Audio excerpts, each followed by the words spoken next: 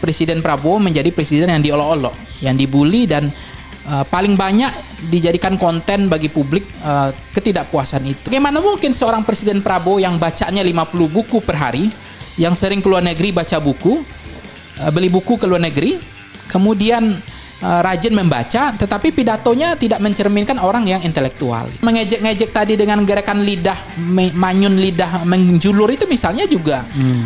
Kita kaget, kok bisa begini Presiden Prabowo. Saya nggak tahu ini, apakah setelah beliau sering dulu gemoy ini, goyang gemoy sejak itu beliau berubah. Gitu. Jadi ini nggak bisa disepelekan ketika beliau membaca 50 buku, kok seolah-olah pidatonya Pak Jokowi dianggap lebih bisa menjaga perasaan rakyat gitu. Kemana mereka? Apakah mereka akan pasang badan membela Presiden Prabowo? Jawaban saya tidak. Justru mereka akan happy gitu, dugaan saya. Karena apa? Ada durian runtuh yang ditunggu, yang tidak jauh-jauh dari presiden itu. Dan kegelisahan itu sudah ditabung lama. Krisis yang betul-betul ekonomi kelas menengah makin jatuh, miskin banyak, pendapatan masyarakat makin menurun, daya beli makin turun, lapangan pekerjaan makin sulit ya. Program-program itu justru banyak kebijakan yang tidak mengembirakan hati rakyat, justru menyengsarakan rakyat, didongkret terus, citranya rusak terus, pidato salah terus, banyak kebijakan-kebijakan yang dianggap tidak sesuai dengan apa yang disampaikan gitu. Jadi lama-lama orang akhirnya dianggap menormalisasi bahwa Gibran lebih cocok gitu dibanding Prabowo.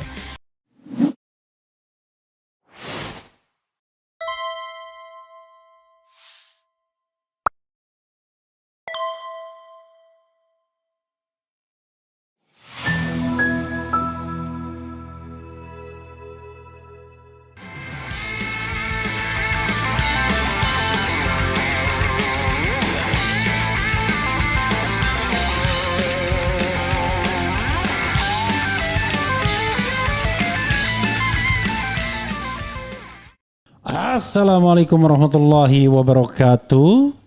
Sobat RH sekalian, jumpa lagi kita di channel yang keren ini. Keren jadas. Tangannya sudah mulai sakit jadi agak berkurang ininya. Ya sobat RH sekalian, saya ada tamu ya, the one and the only Pangi Sarwi Caniago. Siap, Prof. Assalamualaikum warahmatullahi wabarakatuh, Prof. Ya, saya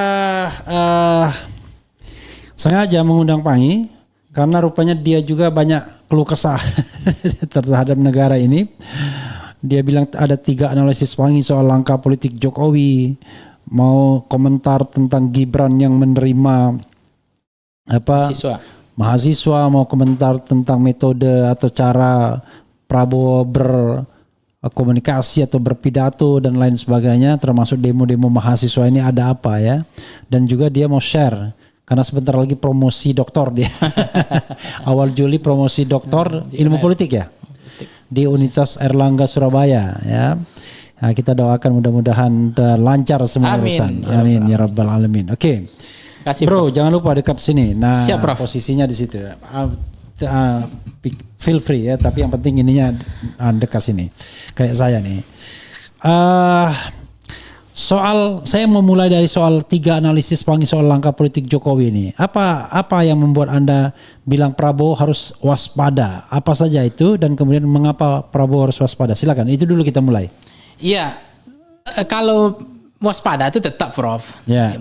Kondisi aman itulah kondisi yang tidak aman sebenarnya kan. Apalagi dalam politik ini kan adu licik juga kan. Yeah. Ada Leviathannya, ada Machiavelliannya, ada nyalip-menyalipnya kan. Dalam politik ini kan. Nah tetapi kan banyak orang mengatakan Presiden Prabowo terlalu nggak tegaan selama ini kan. Politiknya selalu mengakomodir semua kepentingan, nggak enakan sama orang. Sementara dalam politik kan ini berlawan dengan orang yang sangat licik juga gitu. Jadi harusnya adu licik diadu sama licik gitu. Tapi untuk tujuan kemaslahatan, untuk kepentingan bagaimana kekuasaan aman 5 tahun kan gitu, Bang Prof. Jadi sebenarnya banyak orang mengatakan memang Jokowi sudah memanfaatkan Prabowo dalam konteks ini mengendorse menteri-menteri loyalis Jokowi di kabinet di awal terbentuknya kabinet Merah Putih itu. Jadi dalam rangka apa? Yaitu melanggengkan kekuasaannya. Yang kedua juga banyak asumsi persepsi pikiran liar yang mengatakan bahwa orang-orang yang ada itu sulit untuk memperbarui kesetiaannya. Karena loyalitasnya ganda. Siapa yang melantik dia tidak akan lupa, Bang Prof. Saya juga akan paham siapa yang melantik saya dulunya. Siapa sumber legitimasi saya, sumber kekuasaan saya. Nah, untuk memperbarui kesetiaan baru dalam politik kan tidak mudah. Nah, sementara masih banyak hari ini kita dengar menteri harus melapor ke Ratapan Solo itu kan. Komisaris melapor tiap bulan, tiap minggu datang ke sana gitu untuk melaporkan semua. Sementara presiden sudah berbeda. Yang dituduh sebelumnya Pak Jokowi adalah lamdak kan, bebek lumpuh. Tapi ternyata bebek terbang makin kuat gitu. Karena orang-orang di kabinetnya itu sudah sangat besar jumlahnya gitu. Dalam posisi-posisi strategis yang pernah dilantik oleh Pak. Sehingga memang banyak juga statement orang mengapa kemudian Presiden Prabowo susah betul melepaskan tidak lagi mengasuh geng Solo ini. Nah, itu juga pertanyaan banyak. Padahal kalau memang mereka ada di dalam, jangan-jangan mereka barang selundupan yang dititip di dalam justru melemahkan semua kebijakan program pemerintah, membuat pemerintahan tidak efektif. Karena dengan membuat kebijakan yang tidak mengembirakan rakyat, membuat kebijakan yang melukai perasaan rakyat, membuat program-program yang justru itu mendonggrade Presiden Prabowo. Artinya menghancurkan bukan dari dalam, dari luar, dari dalam dihancurkan. Nah, banyak juga yang ketiga begini, Bang Refli, kalau juga mengatakan begini, kalau kemudian di dalam itu ada orang-orang yang sudah jadi menteri, apakah mereka akan pasang badan? Ketika hari ini, jangan jauh-jauh lah, ketika kemarin ada demonstrasi ya, mahasiswa, tekanan publik udah mulai kuat. Kemana mereka? Apakah mereka akan pasang badan membela Presiden Prabowo? Jawaban saya tidak. Justru mereka akan happy gitu, dugaan saya. Karena apa? Ada durian runtuh yang ditunggu, yang tidak jauh-jauh dari presiden itu, yang ada di samping presiden, yang kapanpun itu bisa terjadi. Nah, itu juga mereka sedang siap-siap. Ketika kemarin dolar makin naik, ISG makin hancur, PHK makin tinggi, pidato presiden melukai perasaan rakyat, kemudian biaya hidup makin berat, kelas menengah makin susah, banyak hal yang kemudian pemicu yang membuat mereka sudah mulai pasang kuda-kuda gitu, siap-siap badan gitu. Nah, itu yang membuat menurut saya ya mereka juga bisa melemahkan dari dalam gitu, karena mereka tidak akan betul-betul menjaga presiden gitu. Jadi ketika dalam kondisi krisis mereka justru pada kabur semua. Nah, contoh nih kasus pertama kemarin, Abang Pro. Kalau kemarin itu ditahan misalnya nih pertama, ini kan banyak anggaran dari MBG juga masih ada nih. Ya maksudnya ditahan dulu lah, jangan dinaikkan karena memang ini ekonomi lagi susah. Banyak orang yang kelas ekonomi rakyat hidupnya makin susah kan hari ini. Terutama kelas menengah yang hampir miskin, ditahan aja.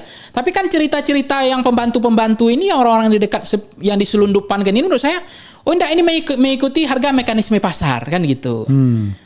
Enggak mungkin lagi negara terus menanggung subsidi kan begitu. Nah, faktanya terjadi adalah di lapangan adalah ketika Pertamax ini naik, dia kan tidak memikirkan bagaimana antrinya panjangnya itu. Dan jangan-jangan mereka ini pejabat yang tidak pernah antri Pertalite juga, antrinya makin panjang. Itu satu. Sekarang yang kedua, saya dulu misalnya saya bisa saja memaksakan pakai Pertamax karena masih sanggup, logik dalam akal sehat saya 12.000 itu. Artinya secara tidak langsung saya sudah membantu negara. Saya tahu diri. Saya nggak mau ngambil beban subsidi itu. Saya belilah Pertamax. Nah, dengan harga sekarang ya saya menyerah, angkat bendera putih, nggak sanggup. Artinya saya akan migrasi dong, mengambil pindah dari Pertamax ke Pertalite. Apa implikasinya lebih jauh? Beban Pertalite justru akan lebih berat. Akan terjadi lonjakan yang luar biasa, itu orang akan mengambil segmen usernya Pertalite itu. Artinya beban subsidinya Pertalite justru makin membengkak.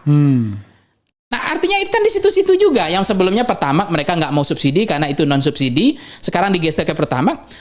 Akibatnya apa? Demonstrasi liar, makin instabilitas politik kuat kemarin. Pemicunya, pemantiknya diduga karena Pertamax kemarin, ya kan? Yang selain pidato presiden juga tidak mencerminkan Prabowo seperti the real Prabowo sebenarnya. Nah, akhirnya dengan adanya konteks kemarin itu Pertamax naik kemarin, ya demonstrasi di mana-mana, antri makin susah, rakyat makin susah antri, makin panjang. Ya, kemudian instabilitas politik mulai muncul gitu, dan kemudian muncul ada ada yang gembira, ada yang happy saya lihat gitu. Dan satu lagi peristiwa yang menarik tuh Bang Refli itu bisa paham ketika ada panggung yang dipakai lagi dalam kondisi sulit. Saya nggak tahu itu panggungnya ngambil muka lah. Dan itu menurut saya itu desain settingan semua, ya kan? Dengan kemudian Gibran seolah-olah terkesan dia sangat demokratis, mengartikulasi, mengagregasi, tidak kabur, menyerap aspirasi mahasiswa. Ditunggu semua mahasiswa walaupun dia bilang saya punya plus minus, tapi kemudian itu dilemparkan ke Presiden Prabowo. Arti bola panasnya sekarang ada di Presiden Prabowo 5 kali 24 jam itu kan. Nah, itu kan juga sebenarnya menampar wajah Presiden Prabowo. Ngapain begitu-gitu gitu? Ngapain mereka mengambil panggung-panggung begitu Gibran? Untuk apa gitu? Kan itu juga menampar wajahnya Presiden Prabowo gitu. Jadi dalam kondisi krisis pun mereka udah ambil panggung gitu, dan itu terang-terangan dan sangat berani. Kecuali itu sudah berkomunikasi dengan presiden, saya nggak tahu gitu. Dan lagi pula itu demo kan baru sejumlah skala kecil kemarin mereka baru menjamu. Ketika yang hari sebelumnya itu kan rame, mereka juga nggak berani nyambutnya. Paling ikut Presiden Jokowi dulu pergi ke rel kereta kan kalau terlalu rame demonstrasinya kan. Ini karena demonstrasinya dikit, dia tampung pura-pura menyerap aspirasi gitu. Jadi dianggap paling mendengar dibanding Prabowo, dianggap lebih demokratis dibanding Prabowo, kan itu sebenarnya pesannya. Bagi masyarakat awam itu masuk gitu. Ya, nah, yang dilakukan tuh sama persis dulu waktu demo Agustus kan, yang terima ojek online gitu ya. Iya. Itu. Oh, ketika menerima ojek online yang demo, yang Gibran menerima. Iya. Ya itu polanya bersama. Ini polanya. Jadi polanya itu mengikuti desain Pak Jokowi zaman dulu. Ya kita ngerti betul lah taktik settingan desain beliau seperti ini kan. Jadi ini buah nggak jatuh jauh-jauh dari pohonnya. Jadi mirip itu. Jadi ini yang kemudian akan dilanjutkan legasi model-model begini. Tiga hal yang perlu itu adalah, satu, Anda menyebutkan Jokowi akan bahagia jika pemerintahan Prabowo diguncang. Wah. Tadi Anda udah mengatakan kan. Kemudian Anda tadi juga sudah mengatakan nyinggung orang-orang Jokowi di kabinet yang banyak. Yeah. Nah yang ketiga, kemudian Anda mewarning agar program strategis itu dikawal, kalau enggak nanti bisa dibajak. Kebijakan yang menyentuh kepentingan rakyat harus dikawal gitu. Silakan Anda mengeksplorasi lebih lanjut. Ya memang sebenarnya begini, kalau tantangan Presiden Prabowo memang tidak mudah memang. Beliau kan ditinggalkan hutang hampir 8.000 triliun kan. Sekarang bayar bunga hutangnya menambah hutang baru lah hampir 10.000 triliun.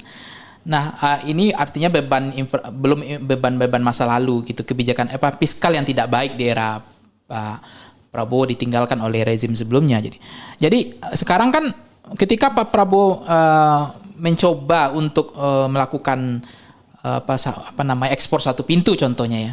Nah, kemudian yang terjadi adalah ada serangan-serangan, diduga katanya ada serangan balik dari oligarki yang selama ini mereka nyaman difasilitasi maunya di era-era sebelumnya, keinginannya kepentingannya difasilitasi. Nah sekarang merasa terganggu dengan adanya misalnya ekspor satu pintu itu, kemudian sumber daya alam kita dikelola oleh negara ke pasal 33 ini kan. Jadi ada artinya tantangan yang tidak mudah ketika melawan oligarki, ada serangan balik. Nah ketika pasang kuda-kudanya nggak kuat, maka itu juga akan mengganggu stabilitas politiknya Pak Prabowo hari ini. Jadi dugaan saya ada parabel sulit dibuktikan, tapi bisa dirasakan. Jangan-jangan oligarki juga melakukan serangan balik hari ini untuk mendistrust supaya ketidakpercayaan terhadap Presiden Prabowo ini menurun. Justru nanti orang akan bilang lebih enak di eranya Pak Jokowi. Biar sipil tapi semuanya nyaman, nggak terganggu kepentingannya, agendanya. Nah, akan banyak itu. Abang Prof sendiri juga tahu bagaimana bagaimana Pak Jokowi itu memanjakan oligarki gitu ya, difasilitasi semuanya. Adanya pagar laut itu kan, pik reklamasi itu bagaimana luar biasanya. Kemudian ada bandara hantu IMIP kan di Morowali. Kemudian itu kedaulatan negara kan betul-betul diinjak-injak di sana. Kemudian proyek strategis nasional PSN itu kan, yang maksa ambil alih tanah nenek moyang seperti Rempang ya. Kemudian produk oligarki yang mengorbankan buruh lewat undang-undang Omnibus Law. Semua izin-izin ditarik ke pusat semua. Ini kan bentuk-bentuk dominasi oligarki terhadap sumber daya alam yang bocor selama ini, hilirisasi yang ugal-ugalan selama ini. Nah itu yang dihentikan gitu. Dan itu yang menurut saya kalau kemudian soal pidato, soal Pertamax, soal MBG itu juga menjadi pemicu. Tetapi menurut saya itu tidak bisa lepas dari yang paling DNA Parabel laten yang paling berat itu adalah pengaruh bagaimana serangan balik dari oligarki ini untuk menjatuhkan kepercayaan publik terhadap Presiden Prabowo ini. Nah ini yang tidak mudah. Kalau ada orang luar negeri nggak nyaman sama presiden, ada rakyat yang nggak suka sama presiden, kita juga curiga juga. Ada apa? Jangan-jangan memang ada yang terganggu kepentingan bisnisnya, usahanya selama ini. Nah ini yang menurut saya tidak mudah gitu ketika negara tidak akan jatuh menghadapi krisis, tapi jatuh karena kehilangan arah ya, kehilangan kepercayaan, kehilangan disiplin. Nah ini yang menjadi penting hari ini, Bang Prof, kalau kita lihat kehilangan arah ini kan dalam konteks pidato misalnya, itu juga menjadi tantangan pidato yang kemudian tidak menjaga perasaan rakyat, ngeledek rakyat, kemudian pidato yang terkesan tidak siap untuk menerima otokritik dari publik gitu. Jadi pidato yang kemudian tidak mampu menjaga kepekaan perasaan rakyat gitu. Nah ini yang kemudian ini hanya bagian salah satu Parabel laten saja, tetapi tidak itu yang intinya. Dan ini yang kemudian Presiden Prabowo menjadi presiden yang diolok-olok, yang dibully dan paling banyak dijadikan konten bagi publik ketidakpuasan itu. Jadi yang banyak orang bertanya adalah bagaimana mungkin seorang Presiden Prabowo yang bacanya 50 buku per hari, yang sering keluar negeri baca buku, beli buku ke luar negeri, kemudian rajin membaca, tetapi pidatonya tidak mencerminkan orang yang intelektual gitu. Ngeledek rakyat itu. Jadi apa nama istilahnya ya? Jadi ya kalau meledek-ledek itu artinya ya seperti ngejek-ngejek gitu dengan gerakan gestur apa namanya ya, nye gitu kan, dengan wajah ngenye ya, dengan wajah seperti itu kan seperti bukan seorang presiden gitu loh. Gimana wibawanya gitu kan. Jadi kemudian melakukan mocking ke pengkritiknya. Jadi sementara kalau kita lihat yang mengejek-ngejek tadi dengan gerakan lidah, manyun lidah menjulur itu misalnya juga kita kaget, kok bisa begini Presiden Prabowo. Saya nggak tahu ini apakah setelah beliau sering dulu gemoy ini, goyang gemoy sejak itu beliau berubah gitu. Jadi ini nggak bisa disepelekan ketika beliau membaca 50 buku, kok seolah-olah pidatonya Pak Jokowi dianggap lebih bisa menjaga perasaan rakyat gitu. Yang bacanya cuma hanya komik Doraemon sama Shinchan kan, bacanya. Tapi ini kalah orang yang bacanya 50 buku per hari, yang beli bukunya bahasa Inggris semua di luar negeri. Nah ini kan juga banyak orang bertanya, ada apa sekarang? Apakah ada barang selundupan juga yang membuat beliau dijauhkan dari rakyat, tidak punya sentimen, atau ada barang selundupan yang masuk merusak semua, dianggap itu diteruskan terus, nggak mau memperbaiki pidatonya, termasuk kunjungan luar negeri kan, nggak mau diingatkan, disampaikan oleh Dino Patijalal. Kan kita harusnya apresiasi Dino Patijalal memberikan masukan bahwa itu vitamin obat lah, jangan sering-sering ke luar negeri kecuali hal-hal yang sangat mendesak gitu, prioritas betul. Tapi yang skalanya tidak prioritas itu kan bisa digantikan oleh Menko dan yang lain. Tapi tetap saja Presiden Prabowo kan ngomong dulu ketika Jokowi ke luar negeri, jarang ke luar negeri dimasalahkan. Saya sering ke luar negeri juga, yang sering ke luar negeri juga dimasalahkan. Itu kan bukan itunya persoalannya. Ini apakah ini mendesak atau tidak? Kenapa tidak dibenahi dulu tatanan pemerintahan di dalam ini? Yang banyak menteri-menteri penjilat ini nggak digeser dulu, yang hanya mengembirakan presiden gitu. Kenapa orang-orang seperti Dadan ini masih banyak gitu? Dadan Hindayana yang BGN ini, yang sampaikan Presiden Prabowo, masih ingat nggak Bang Prof bilang bahwa dia laporkan ke Prabowo waktu itu akan dikasih lele utuh kan, kemudian akan dikasih dipotong sapi kan. Nah orang-orang penjilat seperti ini kan banyak sekali gitu. Nah ini yang harusnya diselesaikan, bukan sering ke luar negeri. Nah kritik itu kemudian direspon oleh Teddy dengan bahasa yang orang kaget juga, agak lebih reaksioner gitu. Misalnya Dino Patijalal baru cuma hanya diberikan kesempatan 3 bulan jadi Wamenlu kan gitu. Kemudian ada juga yang bilang sok-sok paling Menlu. Sebenarnya ini sangat disayangkan, sangat tidak fair menurut saya. Ini kan orang sudah memberikan masukan, sudah punya niat baik, kok dicurigai seperti itu. Padahal itu kan obat vitamin supaya negara ini nggak asam urat, supaya negara ini nggak kolesterol, supaya negara ini disiplin mengangkat orang-orang sesuai dengan kapasitasnya gitu, bukan karena modal loyalitas dan menjilat gitu. Jadi lingkaran seperti ini yang kemudian tidak lama-lama memang kok rasa-rasanya banyak barang selundupan yang ditanam justru merusak Prabowo dari dalam gitu. Jadi seolah-olah berubah gitu loh. Dan saya merasakan kok Prabowo bukan seperti Prabowo yang dulu gitu loh. Dalam konteks pidato, dalam konteks membenahi masalah-masalah yang mendasar ya. Untuk menghentikan kunjungan ke luar negeri. Bukankah Gus Dur itu jatuh juga? Setahu saya nanti mulai dikoreksi itu, Prof. Gus Dur itu jatuh karena sering ke luar negeri juga dulu. Jangan lupa itu. Walaupun bukan variabel utama itu kan, tetapi karena dia melakukan pembubaran terhadap DPR kan. Nah, kira-kira gitu Bang Prof. Awalnya dia soal dugaan korupsi kan, dana Yanatera Yayasan Bulog sama Bulog, bantuan Sultan Bulog Brunei. Bulog Gate sama Brunei Gate. Tapi kemudian ketika dalam proses pengawasan DPR, peringatan 1, peringatan 2 kan, dia kemudian membubarkan DPR dan kemudian dan mengangkat Kapolri tanpa persetujuan DPR.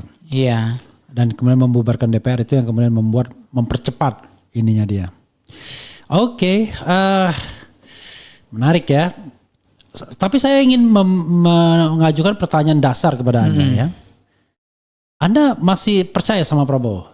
Ini pertanyaan serius, bukan main-main. Ya percaya, saya masih percaya kalau memang beliau melepaskan diri dari geng Solo ini, karena ini kan warisan lamanya banyak banget ya, yang harus saya masih percaya gitu, karena bagaimanapun ketika kebijakan beliau kemarin itu menurunkan harga pupuk subsidi misalnya, itu diturunkan, itu kan sangat berpihak pada rakyat, kita harus fair itu, karena pupuk itu kebutuhan penting banget bagi petani kan. Nah kemudian beliau masih menahan harga pertalit hari ini, itu kita patut juga mengapresiasi. Nah, cuma kan beliau pernah ngomong gini, apa-apa bayar, kesehatan bayar kan. Nah, ini yang belum terwujud nih, layanan-layanan dasar ini. Nah, kalau kemudian Presiden Prabowo semakin mewujudkan layanan dasar tadi dijaga oleh Presiden Prabowo, saya termasuk yang percaya. Karena bagi saya percaya nggak percaya lihat kebijakannya, bukan lihat Prabowo-nya. Saya ulangin. Apakah pertanyaan tadi kan bukan kalau, apakah Anda masih percaya pada Prabowo? Masih percaya. Dengan bukti layanan dasarnya nanti ini yang mau saya buktikan. Contoh BPJS. Kalau memang beliau mengatakan apa-apa bayar. Andaikan Presiden Prabowo besok bilang begini, termasuk Menteri Kesehatan yang berbisnis sama rakyat ini namanya Budi Sadikin kan. Ini kan juga menteri loyalis lama dari sumber kekuasaannya Jokowi ini. Otaknya cuma naikkan BPJS. Nah, kalau saya jadi presiden, saya udah bisikkan kalau Presiden Prabowo mau mendengar ya, kenapa nggak tiru aja Tiongkok gitu. 5 yen untuk bayar uang administratif cuma 12.000 untuk menanggung beban semua orang yang sakit. Mau sakit, mau operasi, obat ditanggung oleh negara, mau orang kaya, mau orang miskin, kelas menengah ditanggung oleh negara. Nah, klaster itu kita kan ada iuran preminya, ada yang mandiri, ada yang kemudian jangankan bayar untuk iuran premi BPJS. Untuk makan sehari-hari aja susah. Akhirnya banyak mereka yang nunggak bayar. Kemudian diblokir sepihak oleh orang-orang, menurut saya juga geng Solo ini. Diblokir itu BPJS itu. Kan menterinya dari geng Solo. Dan itu bayangkan orang mau berobat, BPJS-nya diblokir. Kalau saya presiden, saya bilang nggak ada, gratis, nggak boleh lagi ada pungutan. Berapa semua premi yang dipungut dari rakyat ini? Anggaplah 60.000 per orang. Berapa sih jumlah penduduk Indonesia ini? Kalau dikalikan dengan Tiongkok yang 1,5 miliar ini, ya paling misalnya anggaplah misalnya sebulan hanya 2 triliun. Apa uang negara nggak ada? Atau setahunnya berapa triliun? Udah nggak usah lagi ada biar bayar-bayar. Jadi kalau orang kaya nanti sakit, ya udah dengan kesadaran dia pergi ke rumah sakit swasta. Nggak perlu karena VIP-nya ada. Tapi kalau kita nggak perlu lagi ada pembayaran iuran mandiri itu, ya kan? Jadi itu layanan dasar. Kalau kemarin besok Prabowo pidato dan itu terbukti baru pidato, ternyata BPJS betul-betul udah gratis, nggak ada lagi pungutan-pungutan. Itu kan saya percaya Prabowo. Nah itu yang mau diterbuktikan, kapan ini terbukti gitu, layanan dasar. Nah sekarang yang terjadi kejebakan Bang Refli. MBG ini memang proyek yang begitu luar biasa, anggaran yang besar, super power lah anggarannya ya kan, tanpa batas kan. Cuma kan mengorbankan layanan dasar lainnya. Dan hari ini mendistrust Presiden Prabowo-nya secara tidak langsung. Jebakan gitu. Dan itu disahkan MBG ini kan juga di era pendulunya Presiden Jokowi nih yang melantik BGN itu. Settingannya juga ada disiapkan mungkin di era Jokowi juga. Termasuk kemarin hutang pemotongan fiskal itu kan, transfer daerah itu disiapkan di era Jokowi juga, dugaan saya kan Menteri Sri Mulyani. Nah, sisa-sisa itu kemudian hari ini membuat citra Presiden Prabowo tidak baik. karena kena jebakan gitu. Layanan dasar rusak semua sekarang. Kesehatan BPJS naik, mau dinaikkan. Pendidikan banyak sekolah yang P3K saja kasihan, gaji 50.000 pada waktu hari ini. Itu hanya dikorbankan karena MBG. Jadi MBG menurut saya terlalu mengorbankan layanan dasar yang penting-penting gitu. Belum gaji-gaji pada waktu P3K hari ini harus mengalah karena MBG gitu. Nah, jalan yang hari ini jembatan rusak yang belum diperbaiki banyak gitu. Itu juga banyak korban dari MBG. Nah, sekarang jalan berlubang juga masih banyak. Infrastruktur layanan dasar jembatan juga banyak masalah yang habis bencana kemarin yang putus belum diselesaikan. Termasuk di salah satu daerah saya itu jembatan utama saja sampai sekarang daruratnya saja nggak ada. Padahal itu jalan utama yang mestinya diperbaiki oleh Presiden Prabowo. Termasuk transfer daerah hari ini yang membuat daerah miskin gitu. Banyak bupati wali kota yang udah nggak sanggup lagi gitu. Karena menurut saya kebijakan yang sebelumnya itu kejebak dan diteruskan gitu. Jadi apalagi layanan dasar menurut saya selain adalah harga kebutuhan pokok sembako gitu. Jadi yang ada hanya Menteri Perdagangan, tahu nggak Bang Alfili hobinya mengumumkan kenaikan harga. Terakhir ada minyak kita. Kalau mengumumkan ngapain jadi menteri gitu, nggak usah diumumkan. Padahal minyak kita itu kan minyak subsidi. Saya sampai lupa Menteri Perdagangannya siapa ya sekarang? Ya nggak tahu tuh, jangan-jangan orang geng Solo juga, saya nggak tahu. Saking banyaknya menteri. Iya, hampir semuanya geng Solo, dugaan saya. Yang hobinya menaikkan minyak, dan mereka orang nggak pernah antri pertalite, orang nggak pernah susah, dan hobinya dalam benaknya itu nggak mengatasi masalah gitu, nggak berpikir, tapi menaikkan aja. Itu yang tidak mampu menjaga perasaan rakyat, dan itu yang membebani akhirnya. Ya, orang akan mengatakan Prabowo tidak sesuai dengan ekspektasi masyarakat karena menterinya hobi berdagang, berbisnis untuk rakyat, pelit membantu subsidi ini. Andaikan minyak kita itu disubsidi, ya pasti akan sangat terbantu rakyat karena harga minyak kita itu kan juga sangat membantu dengan harga minyak subsidi itu. Gitu. Jadi itu menurut saya layanan-layanan dasar yang harga kebutuhan pokok yang sembako yang hari ini naiknya tinggi sekali kan, tidak terkontrol. Itu juga aja menjadi tantangan hari ini. Karena harga sembako itu masalah di Indonesia itu ada 3. Pertama adalah pengangguran ya, PHK yang besar. Nah, ini kan juga mengatasi masalah ini dari dulu masalahnya sama. Yang kedua adalah tingginya harga sembako ya. Tingginya harga sembako dan itu juga menjadi problem karena inflasi juga. Karena kenaikan harga-harga Pertamax juga pasti berpengaruh. Yang ketiga adalah ya layanan-layanan dasar seperti kesehatan pendidikan kita yang tidak mudah gitu. Biaya hidup makin mahal, obat sekarang makin susah. BPJS sudah banyak obat itu tidak di-cover BPJS, sudah banyak obat itu listnya hilang. Sudah banyak yang kemudian mereka mengatakan itu tidak ditanggung negara lagi gitu. Nah, itu itu yang dibilang Indonesia menuju bangkrut jadinya. Jadi kesehatan itu nggak bisa dipertaruhkan soal-soal karena MBG. Pendidikan nggak bisa dipertaruhkan. Jembatan tadi nggak bisa. Layanan dasar jalannya rusak-rusak tadi nggak bisa. Nah, saya menunggu itu. Saya masih percaya ketika Presiden Prabowo kemarin kan soal ojol kan misalnya. Aplikasi. Aplikasi kan dipotong jadi 12%. Dari 20%. Itu kan berpihakan terhadap buruh.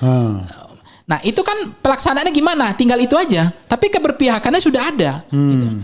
Tinggal bagaimana itu harus dikontrol, diawasi perjalanannya. Apalagi soal haji kemarin. Haji kan tidak naik. Itu kita apresiasi dong. Gitu. Di eranya Pak Jokowi, hobinya menaikkan semua itu. Iuran naik, apa-apa naik gitu. Pertamax saja waktu itu Bang Heri ingat nggak? Bukan perang tapi pertama harga naik tiba-tiba malam kan? Tiba-tiba pagi turun. Ketika harga Pertamax naik, harga BBM naik, barang kan nggak turun. Dia sudah terderek langsung harga kebutuhan pokok kan. Tapi ketika Pertalite diturunkan, apakah harga kebutuhan pokok turun? Tidak. Itu inflasi. Nah, itu yang tidak dipikirkan. Nah, sekarang pelayanan haji terbaik, bagus menurut saya gitu. Tidak ada lagi yang dulu masih ingat nggak ada orang yang nggak ada tempat orang yang haji, tapi beritanya banyak yang tidak dapat tempat, ya kan? Yang akhirnya mereka apa nama istilahnya di jalan ini dia nggak diurus gitu. Nah, belum yang menurut saya soal-soal yang penting itu adalah layanan-layanan dasar itu nggak bisa dipermainkan oleh Presiden Prabowo. Bagaimana beliau kalau bisa menurut saya nanti harus melis langsung gitu loh, seperti Soeharto dulu. Harga cabai, harga tomat, harga beras, harga kebutuhan pokok sembako itu di-list oleh presiden. Jadi jangan percaya sama menterinya aja. supaya bisa dikontrol nih harganya gitu. Karena tuntutan mahasiswa kemarin itu salah satunya adalah menurunkan harga sembako. Kemudian di samping MBG diminta dievaluasi total. Di samping kemarin tuntutan mahasiswa itu setahu saya adalah soal koperasi merah putih. Jadi sumber bancakan kan. Kemudian juga kemarin kritik dari mahasiswa itu soal bentuk-bentuk salah satunya adalah menurut saya pidato. Makanya saya bilang baiknya kalau memang Presiden Prabowo ini makin banyak salahnya pidatonya, makin dibully, makin distrust, makin didongkrak, jangan-jangan di sampingnya makin senang tuh. Makanya menurut saya biar aja Wapres itu pidato lagi kalau begitu gitu. Mana tahu dia nggak melakukan kesalahan dalam pidato, lebih baik pidato dibanding Pak Prabowo. Pak Prabowo nggak usah ngomong, nggak usah pidato, buktikan saja. Pelan-pelan ini apa yang bisa dibuktikan dari kinerja beliau gitu. Ketimbang pidato tapi salah gitu. Pidato tapi nggak empatik, nggak ada underdog effect. Pidato tetapi perasaan rakyat jadi terganggu gitu. Kayak berhadapan dengan rakyat. Biar aja Gibran suruh pidato gitu. Nah tahu pidatonya lebih baik daripada Prabowo. Menurut saya jauh lebih baik begitu ketimbang dipaksakan. Karena kok lama-lama jangan-jangan di sana jadi senang gitu, makin salah gitu. Jadi itu yang menurut saya, percaya atau tidak percaya terhadap Prabowo, nanti lihat aja anak kebijakannya berapa bulan ini. Ada yang betul-betul berpihak membela rakyat, terutama layanan dasar. Saya minta kalau Pak Prabowo mampu mewujudkan BPJS ini gratis, dari mana duitnya? Selalu begitu kan, pejabat ini ngomong kan. Duitnya nggak ada, negara aja defisit sekarang, fiskal kita nggak baik. Kalau rampasan perang ini bisa diambil alih, sumber daya alam oligarki yang selama ini menguasai hajat hidup orang banyak ini diambil alih oleh negara, dan itu ada uangnya, dan besar, itu rampasan perang itu bisa digeser untuk subsidi rakyat gitu.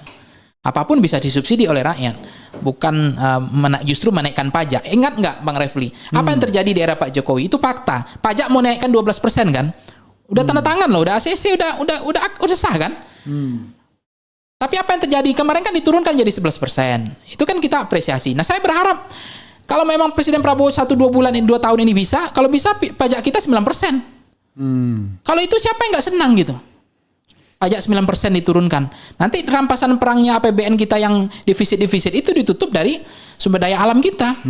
Bukan berladang di punggung rakyat, bukan dari pajak kendaraan, bukan dari pajak jual beli, bukan dari pajak restoran, bukan dari pajak-pajak yang dipungut dari rakyat gitu loh, tapi dari sumber daya alam yang banyak itu gitu. Nah, kalau besok Presiden Prabowo berani 9% pajak kita, kan itu pro rakyat sekali. Yang sebelumnya mau dinaikkan 12%. Hobinya negara kan berburu di kebun binatang gitu. Negara nggak suka mengambil ikan laut di tengah laut, di laut dalam, ikan besar, karena itu oligarki, dikasih tax amnesty kan, itu perangnya lama kan. Nah, sekarang bukan di tax amnesty, rampasan perangnya diambil oleh negara karena dikuasai oleh negara gitu. Nah, sanggup nggak Presiden Prabowo? Sebenarnya nggak perlu pidato-pidato itu, tinggal diwujudkan saja. Meskipun beliau harus siap serangan balik dari para oligarki ini gitu.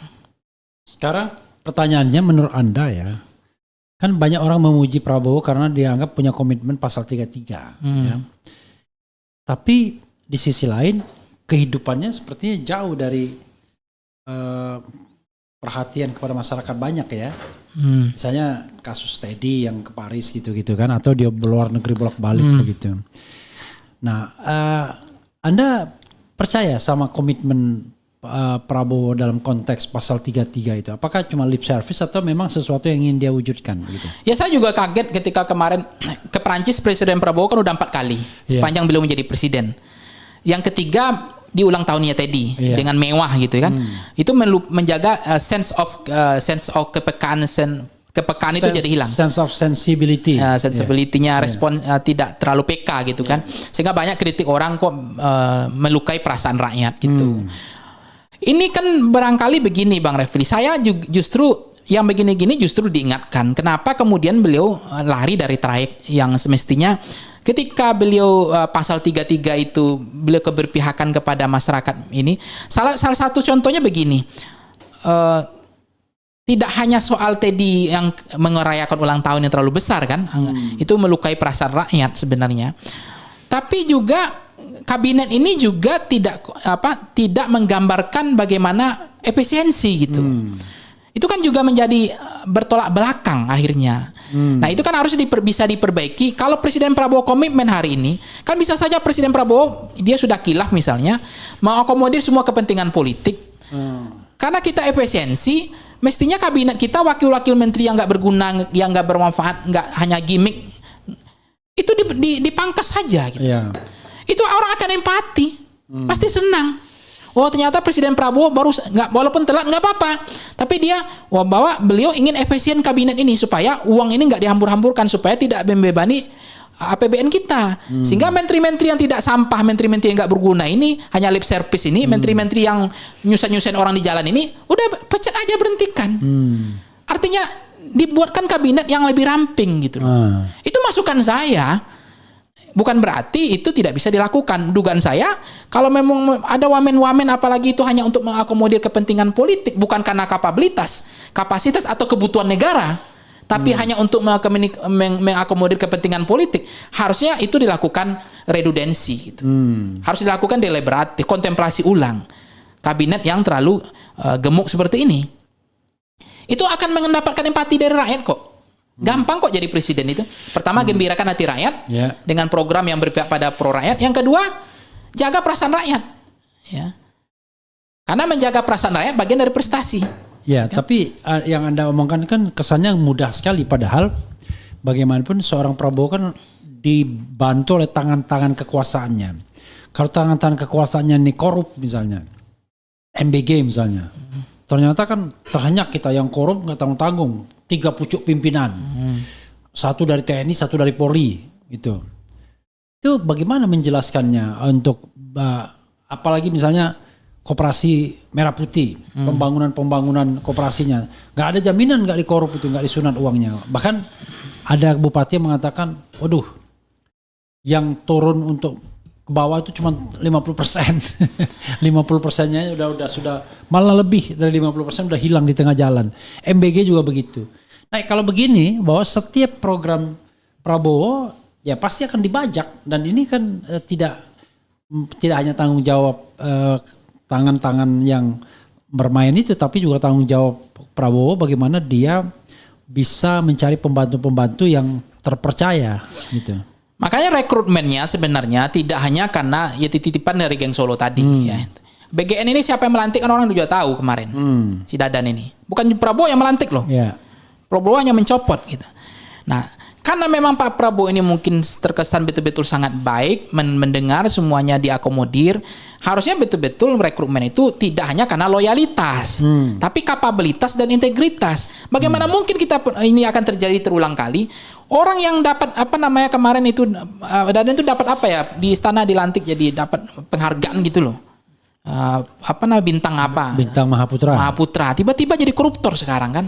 Nah ini kan menurut saya betul-betul siapa yang mengerjakan ini? Apakah Presiden Prabowo, atau tidak ada kontemplasi, atau tidak penuh kehati-hatian gitu dalam mengambil keputusan seperti semacam ini? Nah yang masuk itu kan adalah penumpang-penumpang gelap semua, yang lingkaran Presiden Prabowo ini kan sedang dibanjiri oleh para penjilat sekarang. Nah para penjilat itu bukan kapasitas, bukan kompetensi, bukan integritas. Tapi betul-betul bagi mereka itu adalah bagaimana transaksional pragmatis, mencari keuntungan sebesar-besarnya. Nah, itu tergantung kemampuan presiden untuk menseleksi kembali orang-orang yang akan duduk mengisi jabatan-jabatan strategis di pemerintahan supaya tidak jadi bancakan ini. Maka memang dari awal kan ketika orang bicara TNI, ketika mengambil Koperasi Merah Putih, ini pada pasti separuh pengalaman kita ini akan jadi masalah di kemudian hari, jadi bancakan politik gitu. Kemudian ada MBG gitu. Kan dari awal kan kita kritik publik itu udah banyak. Kalau dari setahun yang lalu udah dengar kan itu lebih bagus. Tapi kan udah telat ini mendengarnya. Banyak MBG ini dikritik karena tidak tepat sasaran. Kemudian mengorbankan layanan dasar yang lain karena anggaran terlalu besar. Kemudian banyak istilahnya itu jual-jual beli titik itu udah dibahas dari dulu. Kemudian kenapa ini tidak dibuatkan ke dapur sekolah saja? Udah diberikan saran seperti itu kan. Kemudian kenapa nggak daerah-daerah terisolir yang sangat-sangat butuh, daerah-daerah yang ini udah diingatkan jauh-jauh hari. Tapi mungkin itu yang menurut saya harusnya belajar dari peristiwa ini, nggak boleh telat seperti ini gitu, sehingga ini menjadi proyek tidak betul-betul untuk membantu rakyat gitu. Jadi menjadi proyeknya oligarki juga, proyek-proyeknya TNI, proyeknya polisi gitu. Jadi ini yang harusnya dipikirkan oleh Presiden Prabowo, bagaimana penggunaan anggaran itu nggak boleh ugal-ugalan. APBN kita itu betul-betul ketika bicara efisiensi, apa kemanfaatan untuk rakyat gitu. Sampai nggak? Saya gini aja deh Bang Refli, saya aja lembaga survei misalnya ya, Polster. Saya mau gaji surveyor saya lewat Korlap ya. Itu saya transfer ke Korlap saya misalnya ya. Itu 100.000 ya. Itu sampai ke surveyor saya paling 50.000. Itu semuanya siapa? Sarjana semua itu Korlap itu. Iya. Sistem yang saya bentuk. Sejak itu saya nggak mau lagi. Ketika saya mau transfer gaji surveyor saya minta kalau Anda menjadi surveyor Foxpol harus ada rekening pribadi Anda sendiri. Karena nanti pusat yang transfer langsung. Nggak bisa lagi saya percaya sama Korlapnya. Pasti ke setiap ada pintu itu pasti ada pemotongan. Itu sistem. Jadi sudah watak orang Indonesia. Watak Indonesia, nggak sarjana, nggak taman SD, nggak sama aja. Kalau udah ada uang di tangannya dipotong. Akhirnya apa? Sampailah ke IG saya ke Pak, saya ini yang berhujan panas-panas, kami surveyor Pak, kok dipotong gaji kami Pak? Harus kami satu kuesioner 100.000 Pak. Contoh. Kami sampai dengan alasan-alasan Korlap bilang begini nih, ada pengurangan, ada pemotongan. Sampai ke kami 50.000 Pak. Dari situ saya belajar, saya nggak percaya. Nah, bagaimana pemerintah dalam konteks ini meniatur perilaku orang Indonesia. Pengennya duit itu sampai langsung. Nggak perlu lagi ada pakai ini bertahap ini, ditransfer ke sini dulu, ditransfer banyak pintu, itu udah pasti korup. Kenapa negara nggak bisa belajar? Bisa nggak? Pasti bisa. Bisa nggak langsung ke kantin dapur itu? Bisa. Iya kan Anda kan membayangkan bahwa koruptornya itu cuma di lapangan ya. Misalnya kalau Anda tadi kan Anda bilang pusat, Korlap sama apa enumerator ya? Iya, enumerator. Enumerator yang petugas survei di lapangan. Itu kan kita tahu bahwa korupnya itu ada di bawah juga. Nah ini kalau yang korup di atas gimana? Pembuat kebijakannya yang korup gimana coba? Ya itu makanya harus ada pilot project. Kemarin itu kan gelondongan proyek itu. Anggaran terlalu besar, dikelola besar. Dan itu jadi program anak emas kan. Nah itu yang kan dari awal kalau kemarin itu. Maka saya bilang ini jangan-jangan jebakan juga dari awal gitu. Jebakan dari kewarisan lama gitu. Kalau kemarin itu ada pilot project dulu, nggak dipaksakan dulu. Misalnya ada pilot project, misalnya berapa titik dulu dicoba. Itu dilihat di situ sehingga memang potensi itu tidak terjadi seperti sekarang. Udah gelondongan seperti ini terlalu banyak. Niatnya kan untuk korupsi memang. Jadi program itu memang sengaja diciptakan agar memunculkan banyak uang, menggelontorkan banyak uang sehingga bisa dimakan. Jadi maksudnya niatnya itu dari awal sudah. Saya nggak tahu mens rea itu niat jahat seperti itu ya. Harusnya bisa dibuktikan atau tidak. Tetapi niat pemerintah kan katanya dari awal kan untuk membantu orang yang susah makan tadi. Itu niatnya Prabowo. Tapi di lapangannya. Begitu tangan pertama sudah beda. Kan kalau kita bilang kepala BPG BGN kan tangan pertama itu di bawah Prabowo kan. Prabowo baru tangan pertama aja udah dikorup, bayangkan. Ya itu berarti ya siapa yang melantik BGN-nya itu juga masalahnya. Ya Prabowo lah, walaupun Jokowi yang melantik kan dia bisa ganti, dia yang jadi presiden. Nah itu kenapa udah diingatkan nggak dilantik, diganti dari awal kan itu aja. Oke. Ada lagi? Oh kita akan bicara tentang demo mahasiswa ya. Gini, kita paham bahwa yang namanya demo mahasiswa itu adalah sesuatu yang sunatullah, ya kan? Setiap masa eksistensi mahasiswa itu ditentukan oleh demo, kira-kira begitu. Semua BEM itu kalau nggak demo nggak keren. Gitu. Tetapi Anda melihat nggak sesuatu yang serius, yang substantif di balik demo mahasiswa saat ini? Apakah akan terjadi kerusuhan atau bahkan reformasi lagi atau bagaimana? Ya saya pikir begini, itu kan di kondisi dalam demonstrasi itu kan ada muncul disorder ya, ketidakteraturan politik kan, instabilitas politik, dan sepanjang memang itu akan terjadi ketika ada krisis dan kegelisahan masyarakat yang sudah ditabung lama. Nah kalau kemudian kegelisahan itu sudah ditabung lama, krisis yang betul-betul ekonomi kelas menengah makin jatuh, miskin banyak, pendapatan masyarakat makin menurun, daya beli makin turun, lapangan pekerjaan makin sulit ya. Program-program itu justru banyak kebijakan yang tidak mengembirakan hati rakyat, justru menyengsarakan rakyat. Bahkan mereka menterinya sering berhadapan-hadapan dengan rakyat gitu. Nah, ketika itu dicicil terus dan itu nanti akan complicated, ya ujungnya akan mengganggu. Bukan tidak mungkin itu bisa terjadi gitu. Nah, tetapi kalau kemudian diperbaiki, misalnya besok pertama dimulai diturunkan lagi, itu belum tentu juga akan memicu eskalasi akan meluas gitu, akan besar. Yang kedua, akan dievaluasi total MBG, efisiensinya akan dilakukan untuk tidak mengganggu layanan dasar yang lain, supaya tetap. Ketiga, besok ada pengumuman BPJS kita betul-betul gratis, nggak dibayar lagi sama negara. Itu angin segar, itu akan memberikan harapan, distrust akan muncul, trust building gitu. Jadi itu tergantung bagaimana pemerintah mencicil saja. Tapi kalau dicicil itu ditabung itu memang hanya kabar buruk terus, hanya berhadap-hadapan dengan rakyat terus, keras kepala terus, diingatkan kepala batu, nggak mau memperbaiki keadaan, ya itu akan titik itu akan tercapai gitu. Jadi menurut saya ketika ada memulihkan kepercayaan publik dari distrust menjadi trust building itu sangat penting gitu. Jadi jangan sampai kemudian kemarahan publik itu bukan semata-mata karena kinerja pemerintah, tetapi komunikasi pemerintah juga buruk. Itu juga harus diperbaiki.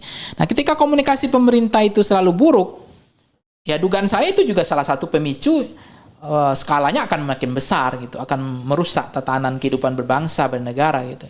Jadi saya meyakini bahwa justru sebenarnya dengan adanya aksi massa itu, Bang Refli, Prof, itu sebenarnya jadi efek jera gitu. Itu pengingat alarm bagi pemerintah bahwa jangan menyepelekan aspirasi suara selama ini. Apalagi pidato presiden kemarin kan sebenarnya nggak perlu yang gitu-gitu, misalnya anjing menggonggong kafilah berlalu, ngapain gitu loh pidato seperti itu. Diksi perasanya paling buruk sedunia menurut saya begitu. Habis itu pergi aja ke Yaman, nggak perlu pidato. Kemudian pidato yang nyinyir itu, yang podcast itu, ngapain harus begitu kan? Tambah lagi pidato-pidato yang kemudian justru itu memantik perlawanan kemarahan publik ya selama ini gitu. Jadi artinya ya kalau kemudian mahasiswa juga banyak kritik juga hari ini, rawan ditunggangi juga kepentingan ya itu tadi kelompok oligarki juga bisa gitu. Tapi gerakan rakyat, gerakan mahasiswa itu kan karena kegelisahan, karena mereka makin susah gitu, hidupnya makin susah, itu saja gitu. Cuma ketika kemarin ada di peristiwa di UGM yang dibubarkan, justru ada menterinya yang mau berdiskusi kemudian dibubarkan, itu kan juga intensitasnya sudah beda sekali. Udah tidak ada niat jahat kan, sudah ada niat jahat, tidak niat baik gitu. Karena kalau orang mau diskusi, membangun dialektika, mengkritik, kemudian dia siap dikritik, dimaki di situ, itu udah mahal sekali jadi pemimpin di Indonesia ini. Kan yang ada jadi pemimpin Indonesia ini kan hanya jilat menjilat saja, puji-pujian aja, kan itu yang merusak. Jangankan presidennya, perusahaan juga rusak karena puji-pujian. Karena nggak ada berita baik gembira dan puji-pujian aja nggak ada. Tapi kalau misalnya CEO-nya bagus, ya justru kalau kritik saya akan angkat Anda mendapat jabatan tertentu, akan saya promosikan karena mengkritik saya, perusahaan itu akan tumbuh makin baik. Nah sekarang kan ada menteri yang mau diskusi, ada menteri yang mau dimaki, dicaci, itu sudah nilai mahal menurut saya untuk konteks sekarang. Karena kritik selama ini pemerintah ini terkesan anti kritik gitu, terutama kata kasus kemarin di Nopati Jalal itu gitu. Jadi negara yang penting bagaimana sepanjang negara itu mampu menjaga kepercayaan dari rakyat, ya namanya aksi itu akan mengalami patahan di tengah jalan gitu menurut saya. Aksi-aksi demonstrasi yang ujungnya adalah untuk revolusi, apakah itu pemazulan, impeachment dan seterusnya. Apalagi negara ya harus perlu punya kepekaan ya. Apa yang perlu ditunda, yang bukan prioritas ya dibatalkan aja sekarang. Ngapain dipaksakan? Kalau itu bukan prioritas perlu ditunda. Itu juga akan menurunkan skala aksi-aksi demonstrasi ke depannya. Karena negara punya perasaan. Sekarang kan tidak ada prioritas dipaksakan. Nah, yang perlu ditunda tidak ditunda gitu. Jadi gini, saya membayangkan ya kalau saya pun jadi pejabat agak susah di Republik ini. Ngomong susah, tidak ngomong susah gitu ya. Bertindak belum tentu juga bisa berhasil karena banyak sabotase di bawah kan. Tidak bertindak ya Anda dimaki orang gitu. Jadi Anda melihat enggak sebenarnya ada prototipe pejabat sekarang ya. Jangan yang kemarin-kemarin itu, kemarin kan legenda gitu, kadang-kadang kita tidak perlu ulangin lagi untuk membandingkan dengan yang dulu. Yang sekarang menurut Anda pejabat yang bisa dijadikan sebagai sebuah prototipe Ada nggak sekarang ini yang bisa dijadikan prototipe? Yang mungkin Anda bilang, tidak anti kritik, mendengarkan, energinya besar gitu. Ada nggak? Kalau nggak ada, jangan-jangan kita yang salah memandang setiap pejabat kita musuhi jadinya. Coba Anda. Ya saya kalau nama saya nggak tahu karena memang saya nggak mengikuti semua pejabat kita di Indonesia ini kan, karena memang kita kan selama ini kan aktivis batu miring, jadi kita juga nggak memberikan masukan juga, kita kadang-kadang dicurigai juga kan.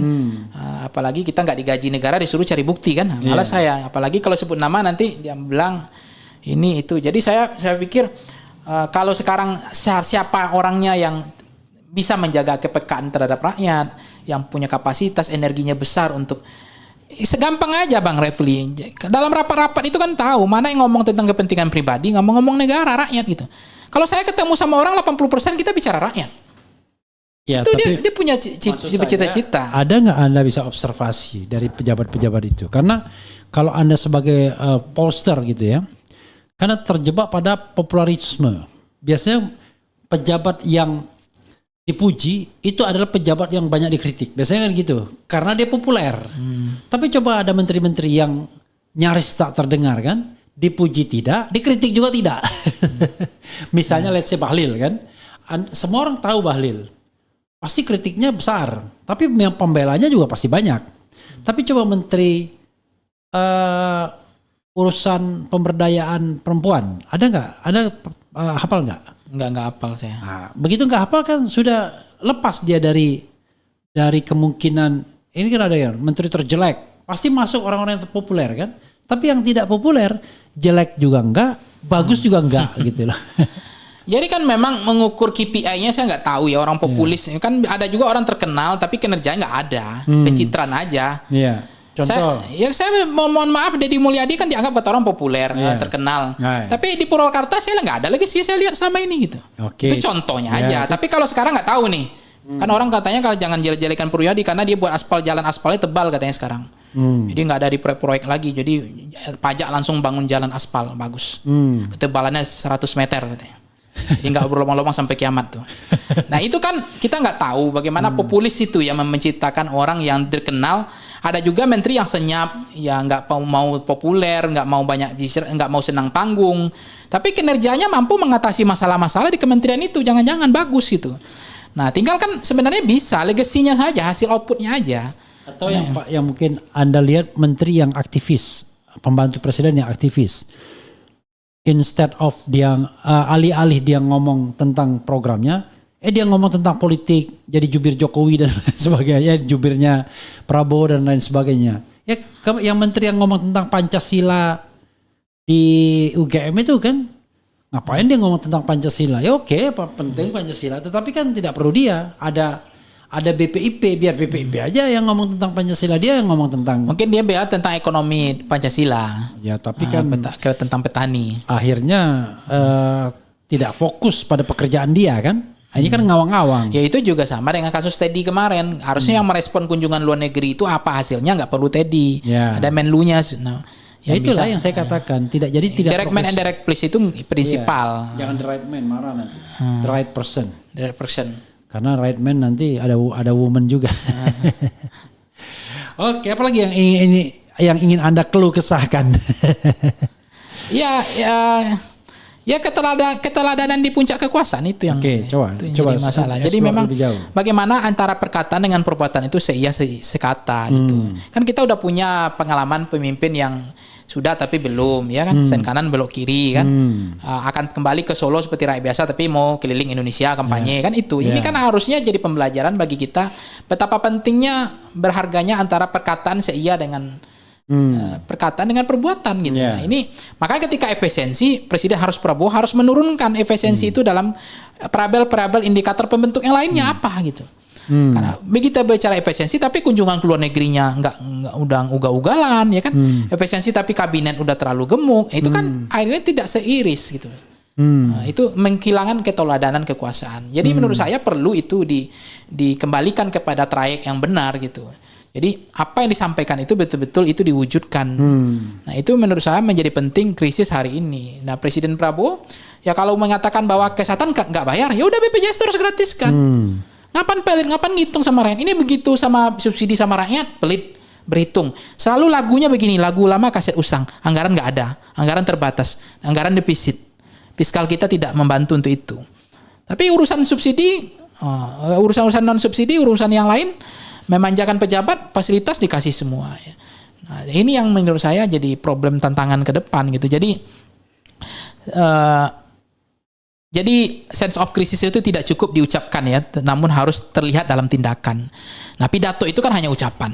Tapi tindakan gimana? Kok antitesis? Kok jadi paradok? Kok jadi anomali? Nah, itu harusnya menurut saya ada waktunya presiden untuk melakukan kontemplasi, redudensi dan deliberatif gitu dalam keputusan-keputusan politiknya. Jadi misalnya membatasi belanja yang tidak mendesak itu perlu selektif presiden ke depannya. Kalau belanja kita ugal-ugalan yang tidak mendesak, termasuk membatasi kunjungan ke luar negeri hanya pada agenda-agenda yang benar-benar betul-betul strategis dan berdampak langsung bagi kepentingan nasional, nggak masalah. Tapi ini ngoyo ngotot aja terus. Pidato kemudian disampaikan menurut saya udah terlalu offset gitu. Ini yang menurut saya, karena kita sayang ya, saya mengingatkan presiden, menurut saya masih ada rasa percayaan saya pada Prabowo ketimbang Gibran gitu loh. Yeah. Tapi kan sekarang di bawah udah bicaranya udah begini Bang Rafli, karena ini salah terus, kebijakan salah terus, program salah terus, perasaan rakyat nggak dijaga. Orang udah bilang lebih enak Gibran biar sipil nggak apa-apa dibanding militer tapi keras kepala gitu. Banyak blunder. Udah begitu omongan sekarang, lebih enak era Jokowi dibanding Prabowo. Kalau saya terus terang lebih saya menikmati Prabowo dibanding Gibran gitu, itu aja. Nggak ada juga Gibran ya Jokowi. Apakah Jokowi mau siap-siap menjadi presiden malam, kita nggak tahu untuk melanjutkan 3 periodenya. Tapi karena ini terus terjadi, terus salah, banyak menteri-menteri selundupan ini masuk terus, ya menurut saya lama-lama Presiden Prabowo dirusak dari dalam gitu.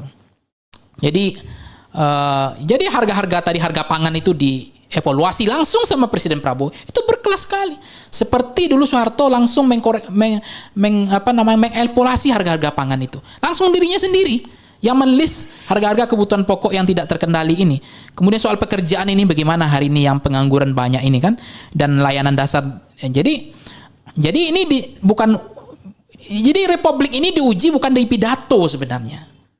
Tapi republik itu diuji bukan di ruang pidato, tetapi di ruang bagaimana pelan-pelan ini bisa terwujud gitu apa yang disampaikan beliau gitu. Jadi negara menghadapi bentuk kehilangan kedisiplinan ya, kehilangan disiplin untuk seia antara kata dengan perbuatan gitu. Jadi kehilangan disiplin ini yang kemudian menjadi problem tersendiri bagi republik ini, membangun, karena orang masih ada di Indonesia ini kan karena masih ada harapan.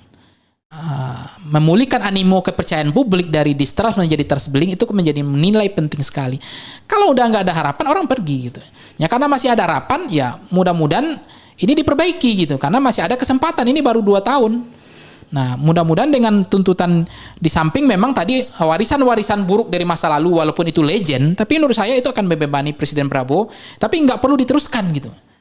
Diberhentikan saja warisan-warisan buruk di masa lalu itu. Jadi ini yang kita melihat apakah pasal-pasal 33 ini akan betul-betul untuk kesejahteraan rakyat atau hanya ya kasus seperti BGN kemarin gitu, kasus MBG kemarin yang itu justru menjadi bancakan politik, jadi proyek untuk kepentingan elit bukan untuk kepentingan orang ngasih makan gitu. Oke, sekarang saya ingin Anda seolah-olah diberikan otoritas oleh negara untuk mengganti orang. Karena kadang-kadang kita ini, wah ini orangnya harus diganti. Tapi begitu, siapa menteri keuangan yang cocok? Gak punya referensi kita. Siapa menteri ini yang cocok? Gak punya referensi kita. Lah, kalau Anda sendiri gak bisa membayangkan siapa orang yang bisa dicari gitu kan. Ya, Prabowo juga mengalami kesulitan yang sama kan. Anda ya berada di tengah masyarakat tapi tidak tahu siapa. Nah, sekarang Anda punya otoritas, anggap saja bahwa Anda bisa mengganti beberapa menteri. Dan tolong menteri mana yang harus diganti? Ya semua menteri terkait dengan ekonomi, perdagangan, harga kebutuhan pokok kita itu aja. Lah. Lalu kemudian ada nggak Anda mau endorse orang? Nggak, saya nggak ada. Saya nggak, itu kan istilahnya itu istilah meritokrasi ya. Saya kan tidak pernah di pemerintah, saya nggak tahu orang yang mempunyai kapasitas di meritokrasi. Intinya bukan ujuk-ujuk, ya nih Menteri Kesehatan bukan dokter, nggak pernah juga berbisnis. Di society kan ada beberapa orang yang punya kompetensi, misalnya banyak kan, misalnya yang Anda. Nah, saya ingin ke otokritik kita. Kita ini mengkritik memang hak kita ya, tapi memberikan solusi juga kewajiban juga sebenarnya. Salah satu solusi, walaupun kita nggak dibayar, kan ada solusi yang tidak complicated. Salah satu solusi yang tidak complicated itu adalah kita bisa merekomendasikan orang. Harusnya misalnya gini, harusnya misal ya, wah Menteri Luar Negerinya harusnya jangan Sugiono dong, harusnya siapa misalnya kan begitu. Iya. Nah karena nggak pantas. Seskap ya jangan Teddy dong ya kan. Apalagi Seskap di kamuflasekan sebagai eselon 2. Eselon 2 kok setingkat menteri, bahkan setingkat menteri koordinator kan gitu. Nah yang begitu-begitu ketika orang mau reshuffle, kita kehilangan nama gitu. Wah gampang itu, nggak susah itu. Kan tinggal kita list saja, itu butuh kontemplasi kita juga. Lihat kinerjanya dari bawah nggak dia. Nggak tiba-tiba dia partai politik karena loyalitas saja modal tiba-tiba jadi pejabat yang kagak bisa juga harusnya. Karena saya punya pengalaman. Ketika ditanya, ini kalau menteri ini gantinya apa? Pusing juga ternyata. Iya, kan ini sebut nama kan. Kan? Nah. Anda misalnya, paham? Ya, contoh, ini gini, ketika kemarin mengganti Sri Mulyani itu kan sebenarnya apa dampaknya? Kita punya Probaya, walaupun nggak ada prestasi juga, tapi kan dia menjaga perasaan kita. Ya, tapi itu kan sudah ada perubahan. Tapi akhirnya cuma mengganti orang, tapi penggantinya malah diragukan sekarang ini. Ya tapi kan dengan konteks sekarang dibanding Sri Mulyani yang hobinya naikin pajak sampai 12%, berladang di punggung rakyat, kita dipajakin terus. Tapi kalau Probaya bilang kan kita mau sejahtera bersama-sama, ya udah nggak apa-apa, kita buktikan saja. Artinya mengganti Sri Mulyani ke Probaya nggak ada ruginya juga. Itu salah satu contoh yang ekstrim juga. Tidak rugi, tapi konon pemerintah jadi was-was setiap karena gini faktanya. Tapi kan beliau janjikan dolar turun kan hari ini udah mulai terwujud. Walaupun ada di sampingnya ada Dasko juga katanya yang mencoba membantu itu kan. Gitu. Jadi yang jelas dolar makin tinggi kan. Tercatat dalam sejarah dolar tertinggi sampai 18.000 lebih gitu ya. Tapi ya apapun kan kadang-kadang kita bicara tentang faktanya kan. Ternyata pergantian itu tidak menurunkan dolar kan, malah meninggikan dolar, tidak menaikkan kepercayaan malah menurunkan kepercayaan. Tapi whatever it is ya.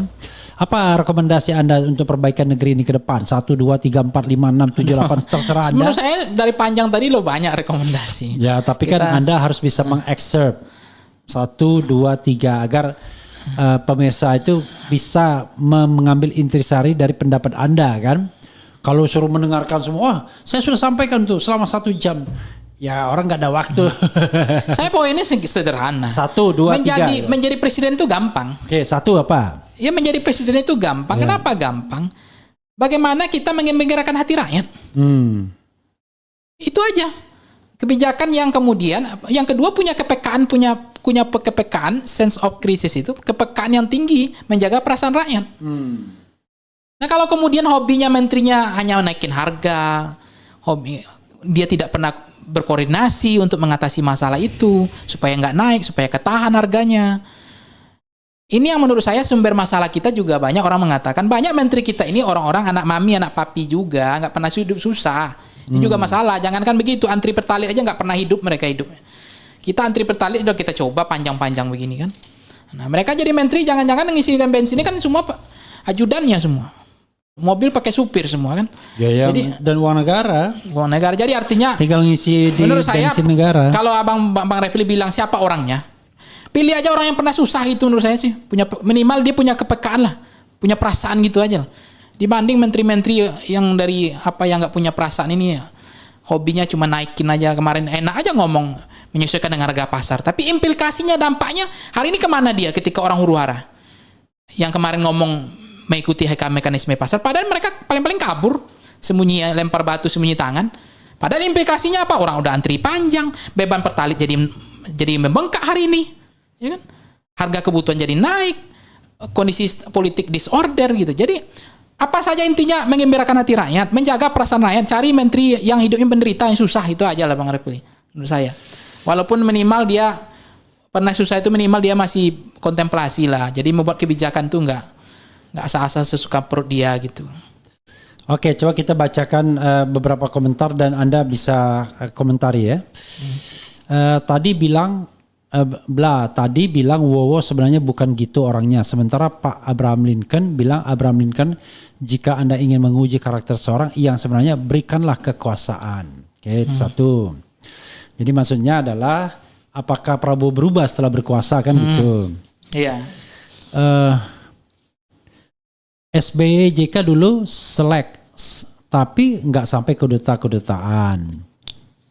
Kenapa dia gandeng Gibran? Karena ada paman Gibran mau atur usia, ya. Gue sih bisa aja, tapi yang lihat gue diteriakin, woi lu siapa? Maksudnya apa ini? Narasumber cerdas, keren, cadas, luar biasa. Kemudian masalah besar emang RI 2. Membaca 50 buku sehari beneran tuh gitu. Kemudian tanpa Samsul, Wowo 4 kali kalah, nothing, ampas orde baru nggak laku. Hidup Jokowi. Cerdas endasmu. Prabowo Gibran gagal memimpin, negara wajib dimakzulkan. Samsul banyak drama. Kemudian tapi sumpah kemarin ada bocil marah-marah akibat penjumlahan. Kemudian kalau benar terjadi dimakzulkan, sistem di negeri ini gimana Prof akan kejadiannya? Wowo benar-benar cerdas, IQ 130, 10 tambah 6 sama dengan 17, penemuan matematika terbaru, hehehehe. Yang bilang cerdas kaum 58 palsu pakai palsunya, falsu. Kemudian pantesan Habibie dulu ngotot copot Wowo. Ijazah palsu larinya kemana? Indonesia tidak perlu pemimpin yang bisa joget tapi berpikiran cerdas untuk negara. Mahasiswa harus kritis hidup mahasiswa. Bumi hanguskan oligarki. Cacing buta hukum, mereka buat gaduh negara ini. Udah penjajahan sistemik dari tahun 1945. Masih sibuk urusi ijazah si Jack. Lupa Sigit sudah diamankan Wowo. Oke, dan lain-lain ya, banyak sekali kalau saya mau bacakan satu-satu. Mungkin Anda bisa menjawabnya secara umum, silakan. Ya kalau Abraham Lincoln itu memang kasih orang itu tahu aslinya kan gitu kan. Ya kita nggak tahu aslinya sekarang atau sudah ada ya inner circle yang mencuci otaknya atau udah gara-gara kita nggak tahu orang selundupan ini gitu. Kok bisa berubah ini? Karena setahu saya waktu beliau jadi Gerindra ketua umum pidato nggak pernah kayak manyu-manyu kayak gini gitu. Ini pidato manyu-manyu kayak gini dari siapa gitu kan? Nah, setahu saya ya waktu beliau jadi ketua umum partai itu kan gagah sekali Presiden Prabowo. Kalau pidato itu nggak pernah ngeledek-ngeledek juga. Kalau membakar-bakar semangat masih. Tapi yang kemudian sampai mengomong anjing mengomong kafilah berlalu, setahu saya nggak ada. Ini baru kali ini nih. Gitu. Jadi ada apa kok bisa berubah seperti ini? Tapi manusia itu bisa berubah menurut saya. Yang kedua soal ya Samsul hanya ya soal Gibran ya itu ya memang itulah yang mau dicitrakan sekarang bahwa Gibran lebih punya kapasitas kemampuan dianggap sebandingkan Prabowo gitu yang udah setelah banyaknya masalah ini dengan yang dihadapi Prabowo gitu didongkret terus, citranya rusak terus, pidato salah terus, banyak kebijakan-kebijakan yang dianggap tidak sesuai dengan apa yang disampaikan gitu. Jadi lama-lama orang akhirnya dianggap menormalisasi bahwa Gibran lebih cocok gitu dibanding Prabowo. Jadi kalau Samsul kemudian ada settingan kemarin orang udah paham semua juga. Jadi bisa saja itu apa yang disampaikan Gibran sebagai wapres ya ambil muka nampar wajah Presiden Prabowo ya semua gimmick semua demi kepentingan kekuasaan juga gitu. Nah intinya sih termasuk tadi ada soal soal apalagi tadi ya hidup Jokowi ya itu kan hidup Jokowi soal hidup sehat kan sama-sama saja hidup juga.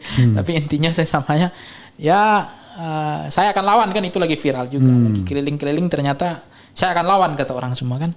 Jadi masyarakat Indonesia itu ternyata nggak pelupa nggak pemaaf juga gitu. Jadi dianggap dengan 2 tahun tiba-tiba semua masalahnya bersih, warisan hutangnya selesai, hilirisasi ugal-ugalannya selesai, tambang yang ditebang hutan-hutan kemarin udah selesai, tiba-tiba dia mau kampanye, mau keliling Indonesia lagi karena alasan diundang orang, tiba-tiba orang berebut salaman, merindukan Jokowi lagi, berebut tepuk tangan, berebut untuk pura-pura nangis. Ya orang nggak semudah itu juga untuk men-setting itu ya, walaupun dalam politik itu semua bisa disetting, tidak ada yang alami dalam politik gitu. Tapi kan ketika di testing Dewa Tercek Ombak hari ini orang menolak gitu. Orang nggak mungkin melupakan ini baru 2 tahun gitu, tiba-tiba udah bicara tentang kekuasaan diri dan keluarganya dan kroninya lagi gitu, tentang dinastinya Geng Solo lagi. Baru udah 2 tahun gitu. Udah niat banget, udah siap-siap banget gitu. Dengan krisis ini dimanfaatkan gitu. Jadi orang udah bisa membaca itu gitu. Ketika kemarin demonstrasi itu kan krisis sebenarnya. Nah, dia betul-betul memanfaatkan momentum itu. Sudah ada DNA untuk melakukan pengkhianatan. Padahal ini satu paket, nggak boleh gitu. Harus ada izin dari ACC dari presiden dulu lah, atau konsultasi atau komunikasi, saya nggak tahu. Tapi dugaan saya nggak ada komunikasi. Jadi mengambil muka seperti ini kan menampar wajah Presiden Prabowo. Menurut saya Presiden Prabowo nggak nyaman. Menurut saya, kalau saya nggak mau. Seperti dulu Pak Jokowi juga memperlakukan wakilnya wakil yang tahu diri gitu. Jadi nggak terlalu melompat-lompat kayak gini, punya panggung sendiri. Bagaimana Kiai Haji Ma'ruf Amin diperlakukan oleh Pak Jokowi, hanya ngurus zakat sama ngurus apa waktu itu kerjanya. JK juga begitu, nggak ada lampu presiden lebih terang daripada lampu wakil gitu. Jadi nggak boleh ada matahari kembar gitu. Jadi ini dugaan-dugaan seperti ini pecah kongsi atau tidak, tetapi saya merasakan jadi memang sedang ada yang siap-siap menikmati ini gitu, ketika Presiden Prabowo makin terpojok gitu, makin kesulitan untuk mendapatkan kepercayaan publik itu. Tapi intinya kalau kemudian presiden membingkirkan hati rakyat, buat program yang menyenangkan hati rakyat, berpihak pada rakyat, itu akan dipulihkan kembali pasti. Dari distrust itu akan building itu akan kebangun automatically menurut saya gitu. Sepanjang beliau membuat keputusan yang mengimbarakan hati rakyat ke depan gitu. Oke. Closing statement. Ya, memang negara kita ini kan lucu ya. Kalau soal pertama kemarin mengikuti mekanisme harga pasar. Tapi kalau gaji kita mengikuti UMR Solo Jogja. Kalau untuk gaji pendapatan, biaya hidup itu mengikuti UMR-nya Jogja. Tapi kalau pertama mengikuti harga mekanisme pasar. Nah, begitulah Indonesia. Udah. Oke, sobat Era sekalian. Tidak terasa ya sudah 1 jam lebih kita berbincang di sini. Mudah-mudahan ini tentu kita akan bisa lanjutkan ya setelah yang bersangkutan sebentar lagi mendapatkan gelar doktor. Mudah-mudahan ini bermanfaat ya. Wassalamualaikum warahmatullahi wabarakatuh. Keren. Bang Refli. Prof.